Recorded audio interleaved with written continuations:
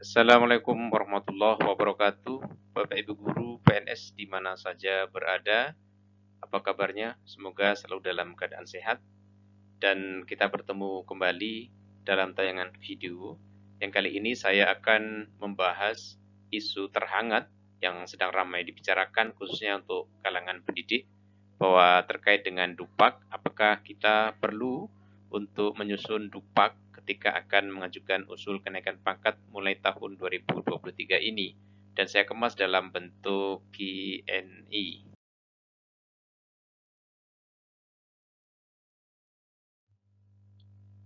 Apakah benar guru ketika mengusulkan naik pangkat mulai tahun 2023 ini tidak perlu menyusun Dupak lagi? Dan jawabannya adalah benar.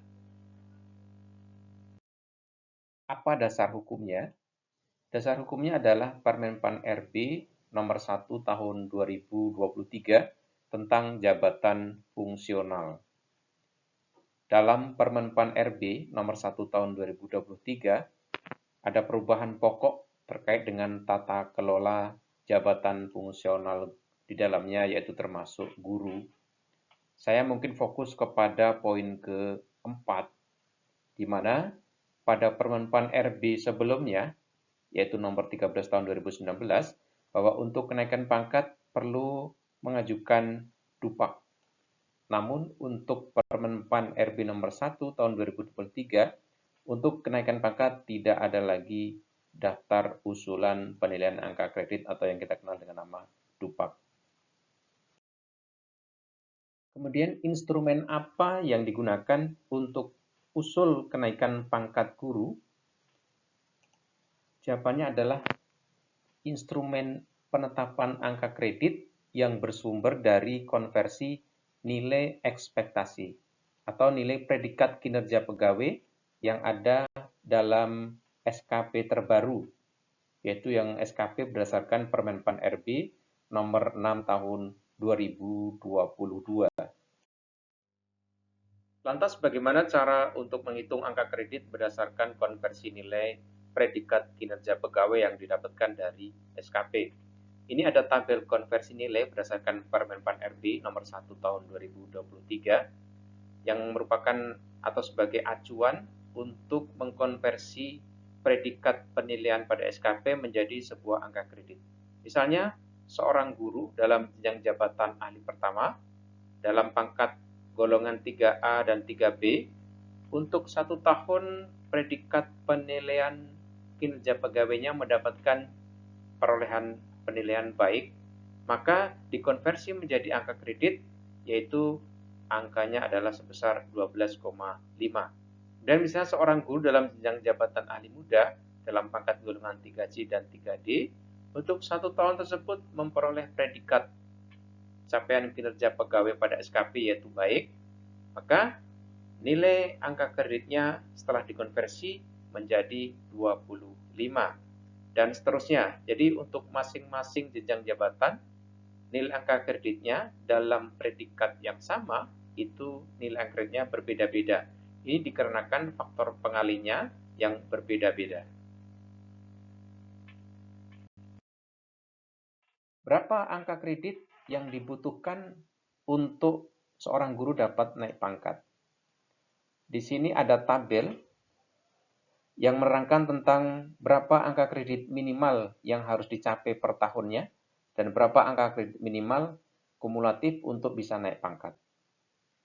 Misalkan seorang guru pada jenjang jabatan yaitu ahli muda, pangkat golongan adalah 3C, maka untuk mencapai nilai 100 yang dipersyaratkan untuk naik pangkat, karena seorang guru dengan pangkat golongan 3C apabila ingin naik pangkat ke 3D, maka harus mengumpulkan nilai angka kredit minimal adalah 100.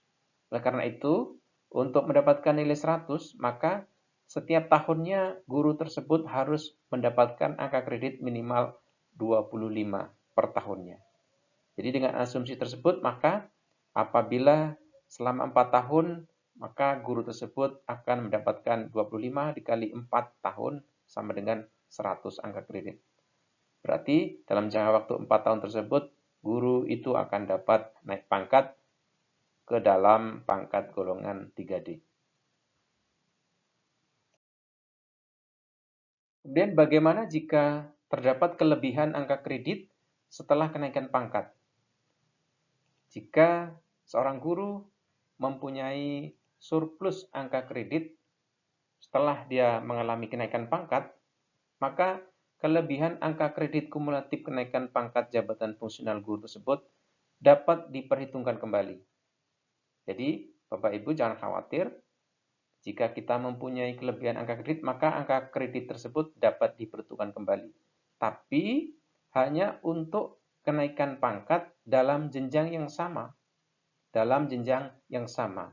Artinya, misalnya dari 3C ke 3D, maka angka kredit kelebihan tersebut bisa digunakan. Tetapi apabila dari jenjang 3D atau pangkat 3D ke 4A, maka harus dimulai dari 0 lagi.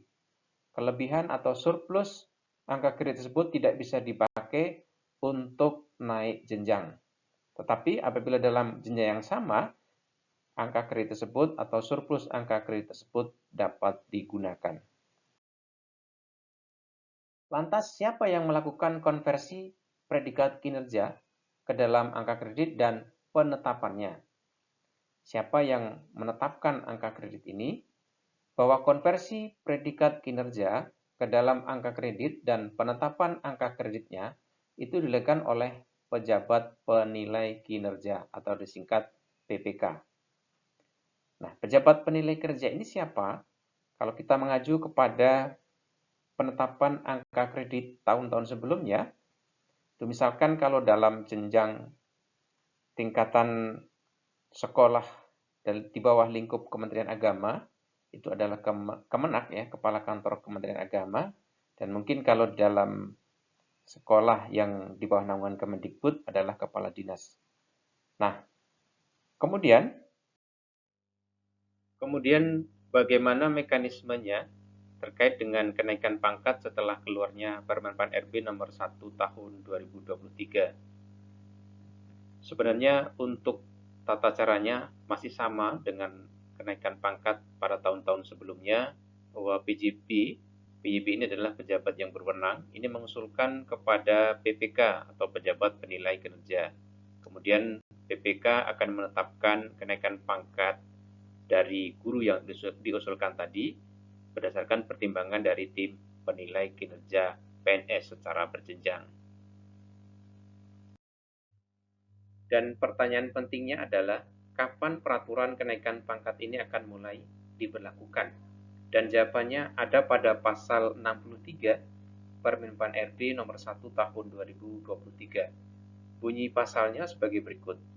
Peraturan menteri ini mulai berlaku pada tanggal 1 Juli tahun 2023. Berarti untuk kenaikan pangkat periode Oktober tahun 2023 ini akan menggunakan peraturan terbaru yaitu Permen Pan RB nomor 1 tahun 2023. Namun demikian tentu masih menunggu edaran resmi dari instansi yang terkait. Demikianlah Bapak Ibu tayangan video kali ini, semoga bermanfaat bagi kita semua. Assalamualaikum warahmatullahi wabarakatuh. Sampai bertemu kembali dalam tayangan video selanjutnya.